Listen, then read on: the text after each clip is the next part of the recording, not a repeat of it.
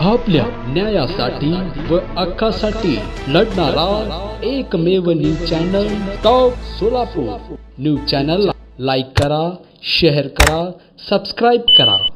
सोलापुरातील जिल्हा व सत्र न्यायाधीश DN सुरवसे यांनी आरोपी विकास दिगंबर शिंदे यास मरेपर्यंत जन्मठेप व 20,000 रुपये दंड अशी शिक्षा सुनावली। यात हकीकत अशी, जून-जुलै 2019 दरम्यान आरोपी हा 13 वर्षांच्या पीडितेस त्याच्या घरात बोलावून खाऊसाठी पैसे देतो असे म्हणून पीडितेच्या अज्ञानपणाचा गैरफायदा घेऊन तिच्यावर वेळोवेळी शारीरिक व लैंगिक अत्याचार करत होता। पीडितेला थम्सअपमध्ये काहीतरी मिसळून पाजले, त्यामुळे पीडितेला चक्कर आली आणि त्या अवस्थेत त्याने पीडितेवर अत्याचार केला। कोणाला काही सांगितलं तर जीवे ठार मारण्याची धमकी दिली। त्यातूनच पीडिता गर्भवती राहिली।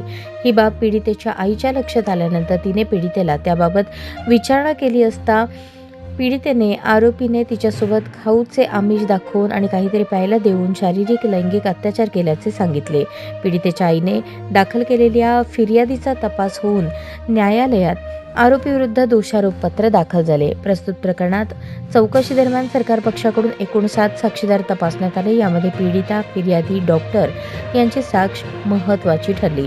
प्रस्तुत प्रकरणामध्ये DNA रिपोर्ट आणि पीडितेचे वय 13 वर्ष इतके लहान असताना आरोपीने तिच्यासोबत काहीतरी गुंगीकारक पेय देऊन अत्याचार केले असा सरकार पक्षाचा युक्तिवाद ग्राह्य धरून न्यायालयाने आरोपीस भारतीय दंडविधानच्या कलम 376(3) प्रमाणे आजन्म कारावासाची आणि 20,000 रुपये दंडाची शिक्षा सुनावली आहे। यामध्ये सरकार पक्षातर्फे सरकारी वकील प्रकाश जन्नू आणि शीतल डोके यांनी काम पाहिले। आरोपीतर्फे ॲडव्होकेट MD सोलनकर तर तपासी अंमलदार SP ताकवाले, कोर्ट पैरवी कोकणे, LPC काळे यांनी काम पाहिले।